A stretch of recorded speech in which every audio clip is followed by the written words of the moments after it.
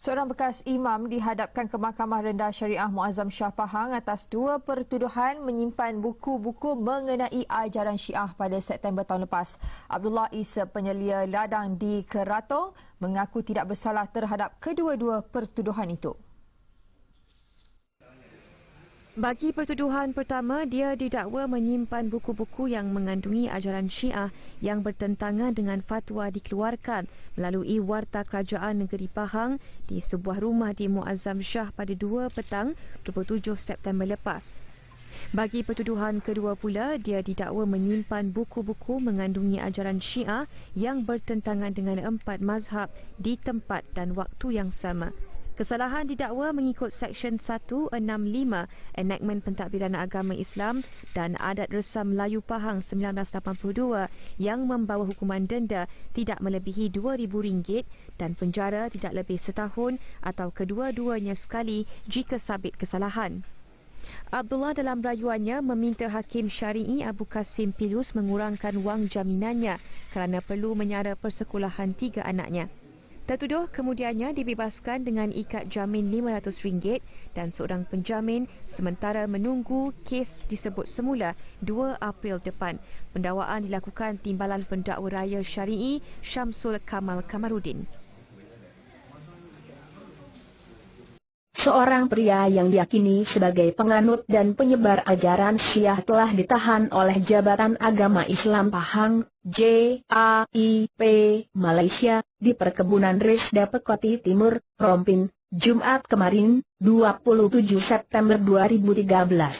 Pimpinan JAIP, Ahmad Rafli Abdul Malik mengatakan, pria berusia 64 tahun itu diyakini mempraktekkan ajaran Syiah sejak 6 tahun lalu. Saat melakukan penangkapan, petugas juga menyita berbagai barang yang digunakan oleh para pengikut Syiah. Lapor kantor berita bernama 28 September 2013. Abdul Malik menjelaskan, operasi penangkapan dilakukan pada pukul 2 petang waktu setempat.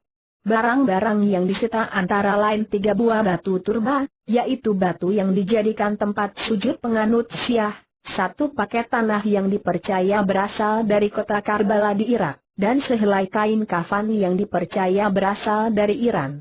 Orang itu juga diyakini mengikuti aktivitas sebuah perkumpulan yang ada kaitannya dengan Syiah dan sering mengunjungi markas-markas ajaran Syiah termasuk yang ada di Gombak, Selangor dan Segamat, Johor.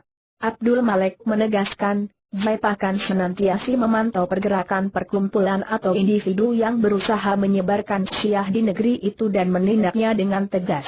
Pahang mulai memberlakukan larangan penyebaran ajaran Syiah pada 12 September 2013. Apabila terbukti bersalah, tersangka bisa diganjar dengan hukuman denda maksimum RM3.000 Malaysia atau kurungan 2 tahun.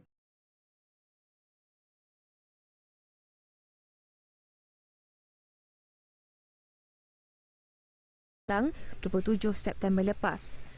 Bagi pertuduhan kedua pula, dia didakwa menyimpan buku-buku mengandungi ajaran Syiah yang bertentangan dengan 4 mazhab di tempat dan waktu yang sama. Kesalahan didakwa mengikut Seksyen 165 Enactment Pentadbiran Agama Islam dan Adat Resam Melayu Pahang 1982 yang membawa hukuman denda tidak melebihi RM2,000 dan penjara tidak lebih setahun atau kedua-duanya sekali jika sabit kesalahan. Abdullah dalam rayuannya.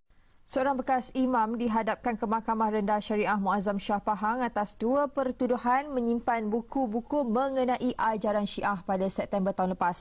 Abdullah Isa, penyelia ladang di Keratong, mengaku tidak bersalah terhadap kedua-dua pertuduhan itu.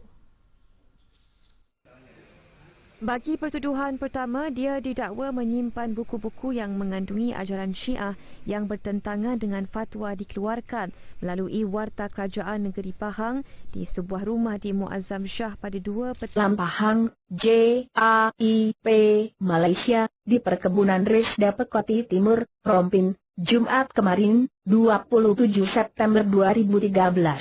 Pimpinan JAIP, Ahmad Rafli Abdul Malik mengatakan, pria berusia 64 tahun itu diyakini mempraktekkan ajaran Syiah sejak 6 tahun lalu. Saat melakukan penangkapan, Petugas juga menyita berbagai barang yang digunakan oleh para pengikut Syiah. Lapor kantor berita bernama 28 September 2013. Abdul Malik menjelaskan, operasi penangkapan dilakukan pada pukul 2 petang waktu setempat. Barang-barang yang disita antara lain 3 buah batu turba, yaitu batu yang dijadikan tempat sujud penganut Syiah, 1 paket tanah yang dipercaya berasal dari kota Karbala di Irak, dan sehelai kain kafan yang dipercaya berasal dari Iran. Orang itu juga diyakini mengikuti aktivitas sebuah perkumpulan yang ada kaitannya dengan meminta Hakim Syari'i Abu Qasim Pilus mengurangkan wang jaminannya kerana perlu menyara persekolahan 3 anaknya. Tertuduh kemudiannya dibebaskan dengan ikat jamin RM500 dan seorang penjamin sementara menunggu kes disebut semula 2 April depan. Pendakwaan dilakukan Timbalan Pendakwa Raya Syari'i Syamsul Kamal Kamarudin. Seorang pria yang diyakini sebagai penganut dan penyebar ajaran Syiah telah ditahan oleh Jabatan Agama Islam